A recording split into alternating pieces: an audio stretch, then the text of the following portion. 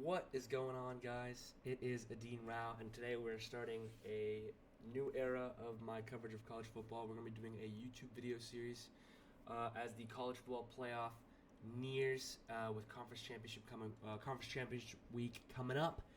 We're going to be looking at some blind resumes because I think this is the best way to remove any bias you have with regards to teams. Not fully removing bias, which I'll show how, and just looking at two teams, and maybe these two teams may not have both have zero chance of being in the playoff, but the more important aspect is these two teams are teams that would or would not increase the resumes of teams on the bubble in college football, which I'd argue is just as important, if not more important, than the metrics involving the actual teams that are playing.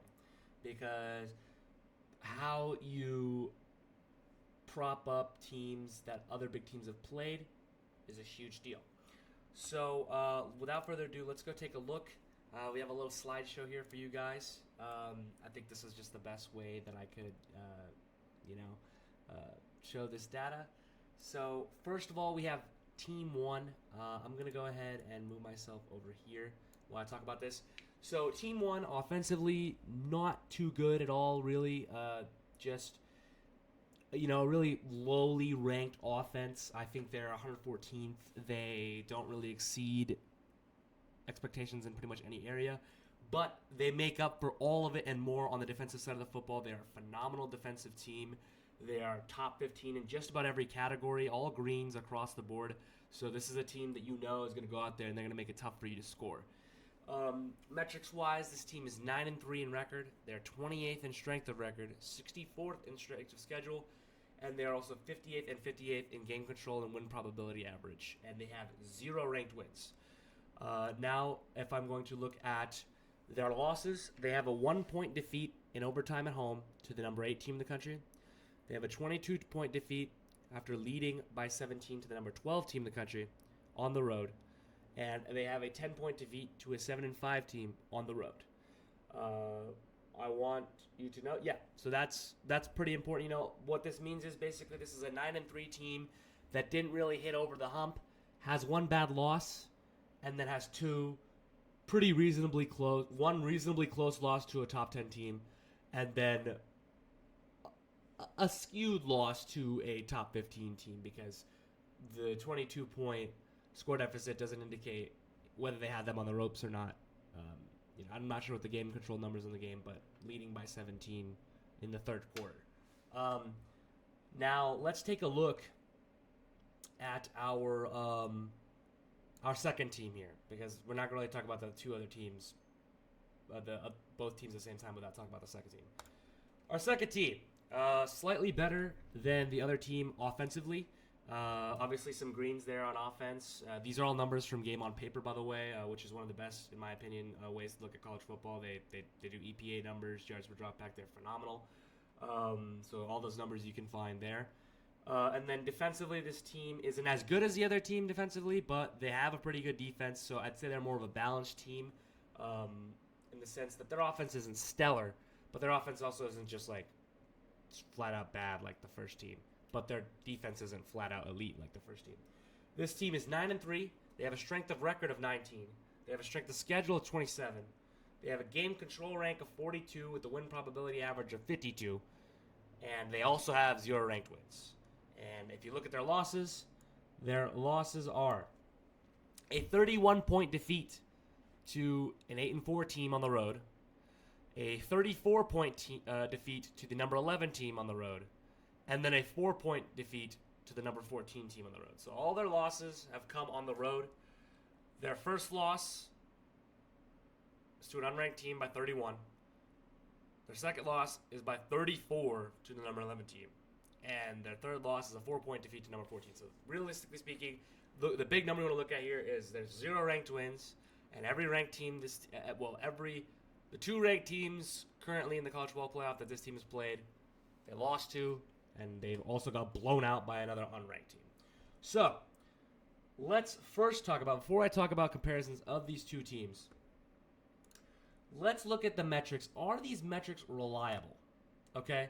So I want to pull up some quote here. This is a quote from ESPN back in 2014. There's not really much coverage of the statistical data itself for the college football playoff since its inception in 2014. So, one of the most frequently mentioned metrics, this is talking about strength of schedule, right? It mentions how fans who want the strength of schedule formula, they can't have it because there's 4 variations of it, and the interpretation of it is left to by each individual committee member. So, right off the bat, we only get one strength of schedule thing. They have 4 or 5 apparently, and also you could probably see in the left here, and that's the old chair Kirby Hocutt. Says we have all the metrics in front of us, and how we choose to interpret that particular one is up to each person's own discretion. So basically, how I interpret the statistics is based on what I want to interpret and what I want to believe. Right? It's kind of weird. It's like, okay, their facts about the data is that, strength of schedule formula is not open to the public. Strength of record formula is not open to the public. Game control formula is not open to the public. And the FPI includes previous season's data and admits it, and is also not open to the public. So what can we take from that conclusion? There could be a lot of hidden aspects, bonuses that certain conference may get if it's a strict schedule, a strict record. How much does previous year's success impact the current year's strict schedule, strict record, game control, all that, that we don't know, and we won't know. And that's the thing, is everybody debates. My main thing here is, yes, I'm going to be using these numbers to make this argument, but the reality of it is the numbers are controlled by the people who have a direct stake in the playoff itself. Okay, the playoff is from ESPN. ESPN has all the TV money. ESPN gets all the TV money for the playoff, aside from the couple games that are on TNT. So realistically speaking, we use the network that broadcasts the sport and selects who plays in the playoff. We're using all of their metrics to debate their decision making. You see how that doesn't really make a lot of sense? It doesn't really make a lot of sense. But that's what the talking heads talk about on TV. They talk about all those metrics that are in front of them. I don't know if that's okay. I personally don't think that's all right. I think that is not a fair way to judge college football. I think that the college football playoff should be decided using all alternative metrics, because by design, metrics, especially if the calculations are not available public, metrics designed by ESPN as a direct stake in all of it, not exactly going to be the best metrics. So, and you have the ability to believe that or not believe that, whether you want, but I personally think that that's not cool. So now discussing the two teams, in my honest opinion, I think that Team 2 is better than Team 1. But I think that both teams are top 25 teams. Because to me, Team 2 still has 9 wins.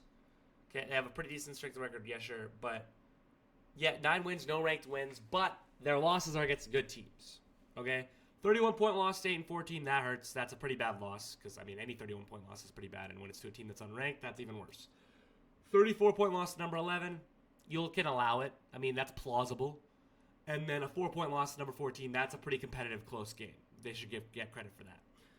And then the other teams got the 10-point loss to 7-5 on the road. That's probably their worst loss. So you could put that, 31-point loss to 8-4 compared to on the road, compared to a 10-point loss to 7-5 on the road. I don't know. You could make your decision which one of those two you think is worse. A 1-point loss in overtime to number 8. That's a pretty competitive game. That team's showing they belong on the field with a pretty good team. And then a 22-point loss to number 12, in which they led by 17 on the road in the third quarter. To me, that sounds like a top 25 team. And then so realistically speaking, let's look at what the teams are. So Team 1 is actually the Duke Blue Devils, and Team 2 is the Missouri Tigers. Now, I want to tell you what is the big difference between these two teams. The Missouri Tigers, despite losing games, they lost the game ranked 23rd. They were 23rd, and they lost to South Carolina on the last drive of the game. They didn't drop a single spot. I have never seen that. I've never seen that college football playoff where a team will lose and not drop a spot at all. That low in the rankings. Usually, the losses, even no matter who it is to, even if it's like the number one, you'll drop. And Mizzou has comfortably been in the rankings pretty much every week. I think they left the rankings 1 week, and it was during their bye week. But now they sit there at number 19. Duke has not even been in the discussion this year for the college football playoff. I mean, it has not even been a discussion in like the rankings, like to have in the rankings, not the college football playoff. I'd argue that their losses are 100% better than Mizzou's, because now that you know it's Duke, they have the 1 point loss to SMU. They have the 22-point loss to Miami, which they led 31-17, and then Miami scored, I think it was 36 unanswered points. And then you got to tip your cap. It's Cam Ward that did that. I mean, that's one of the best quarterbacks in the country. And then their 10-point loss to 7-5 is actually Georgia Tech, which is a 7-5 that I guarantee you, if they beat Georgia, probably are a lot more respected at 8-4 and probably in the rankings, which, I mean, speaks for itself, right? And then there's Mizzou, who have gotten blown out by the good teams they played, aside from South Carolina, and got blown out by an A&M team that's no longer ranked and has a loss to Auburn.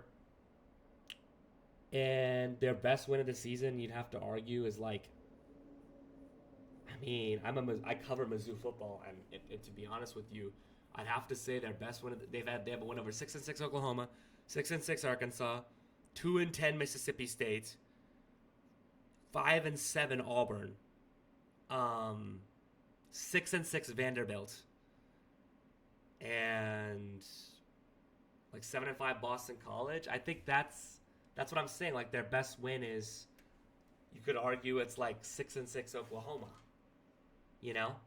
Because, yeah, I just listed. That's crazy to me. I didn't even process that until recording this video. So realistically speaking, you could say, oh, well, Duke's played nobody. Well, has Mizzou really beaten anybody? Like Duke, I don't think Duke or Mizzou has beaten anybody. So I don't think that one team should be 19 and one should be unranked.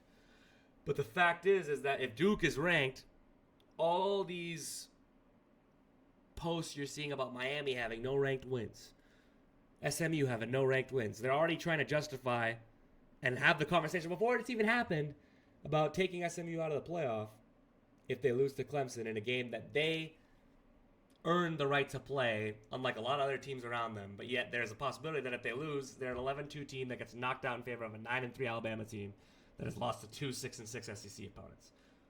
That's ridiculous to me. So with that, I leave you with this one thought in your head. Do you trust the numbers that are being given to you by the vessel that has a direct stake in the playoff itself? Now, if the answer is yes, then you're going to trust their judgment, and I have to respect that. But if the answer is no, then you'd be hard-pressed to tell me that a team like Duke doesn't deserve to be ranked in the college football playoffs. But I think we all know why they're not. Thank you, guys.